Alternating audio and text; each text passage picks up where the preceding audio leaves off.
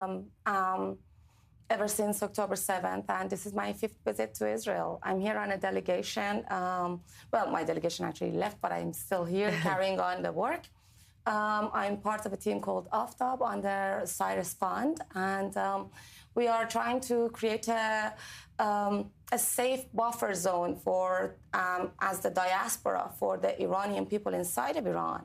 And the Iranian diaspora members who are active against the regime and want this regime to fall, to be connected to them, to find routes to help them overthrow the regime as this transition is happening. So explain from, so you did you have to wear a hijab? You left as a teen. So what was this experience like as someone who had to live it? So in Iran, the moment you look like you could be an adult girl, you have to start wearing your hijab. Now, I've been the same height since I was 11 years old. Wow. Now, one thing we have to also know is that the moment a girl goes into school, she has to wear a hijab-styled uniform.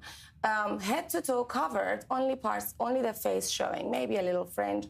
I've been to the principal's office time and time again for having red hair, naturally. Wow. Yes. So from the standpoint of what you know and family, friend, whoever is still there, what is going on? Clearly, when we had everything escalated in the spring, we know that tens of thousands, the internet shut down, tens of thousands of people to the streets, people killed, people executed. But is there still that revolutionary spirit within Iran, or is everybody living in fear right now?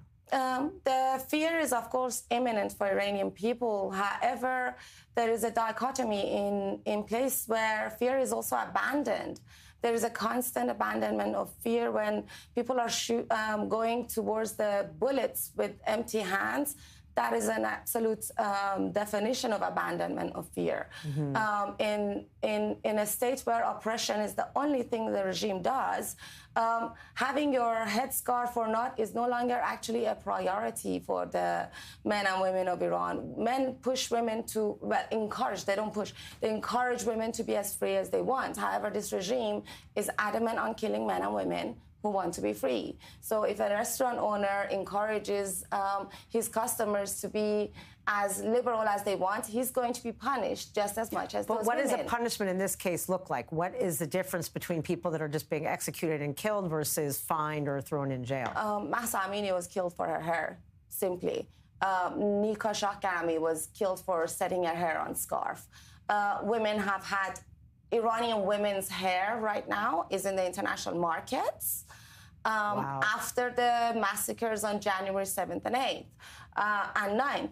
So we know of the reality where thousands of bodies were still kept, where shaved hair women were part of this entire massacre, and women's body parts, including their uterus, was removed. Wow. By the atrocity of this regime. So having your headscarf on and off is not actually a priority for Iranian people anymore. And to be honest, as an Iranian who's been fighting against this regime for so many years, starting with Mahsa Amini's murder, the Lion and Sun revolution is very much alive, and articles such as articles that focus on women's hair tried so hard to minimize the reality of the revolution that is currently going on in Iran. So are you, from the standpoint of what is the end game of this? War, peace, revolution. Like how, even underneath, for those that didn't take to the streets, is it possible that there will be, and if so, are we going to live to see it? So Iranian people are currently calling for the next call out of Crown Prince Reza Pahlavi right now. As we have seen a huge trend on social media, on multiple platforms, where millions of Iranians are calling out to a statement sang by an artist, an opposition artist called Hamid Fard. I spoke about him here in my last interview about another song that he did and is shaping the revolution's sort of words.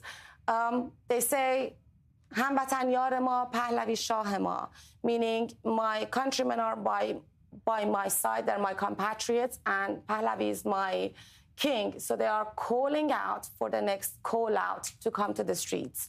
Why they came to the streets in the millions, in 13 millions and more, came to the streets across 400 cities in Iran, calling for the return of Pahlavi. They said, "In akharin nabarde Pahlavi barmigarde," meaning this is the final battle. Pahlavi will return home.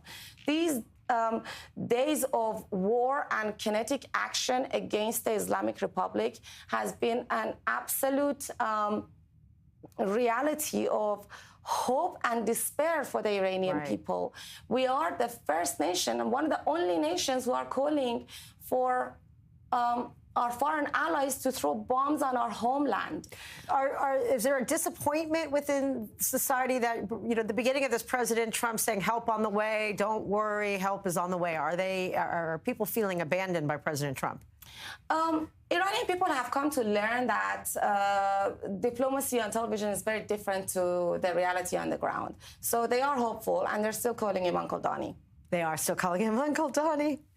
And what about the views on the street toward Israel for many Iranian civilians? Bibi June is still Bibi June, means my dear Bibi. They are calling streets on it. After him. They are hoping, well, we have to recognize the reality that only 2 world leaders decided to take action against the Ayatollah, who murdered more than 100,000 Iranian people, and they're still counting. The testimonies I have heard of that massacre are Holocaustal, and the world has to know about it, and it's going to be exposed. Wow. Well, you are very brave, and thank you, and stay in Israel longer. You don't have to go back. I hope I stay as long as I can. I appreciate your time. Of course. Thank you so much for having me on I-24 again. It's great to meet you.